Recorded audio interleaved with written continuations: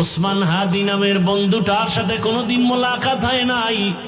ও আল্লাহ, কিন্তু একটা পশু কেউ যদি আক্রমণ করে পশুর উপরে সহ্য করা যায় না, আর সেখানে একটা তাজা প্রাণ চলে যাবে। আয় আল্লাহ, এটা অন্তরকে মানানো যায় না। আয় আল্লাহ তাআলা, আপনার কুদরতের ফয়সালা। আয় আল্লাহ, আজকে শুনলাম তিনি দুনিয়াতে জিন্দা নাই। আয় আল্লাহ, তাকে শাহাদাতের মর্যাদা দান করেন।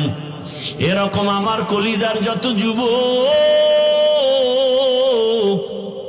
তাদের নিরাপত্তার জন্য আপনি কুদরতের দরজা খুলে দেন রে আল্লাহ।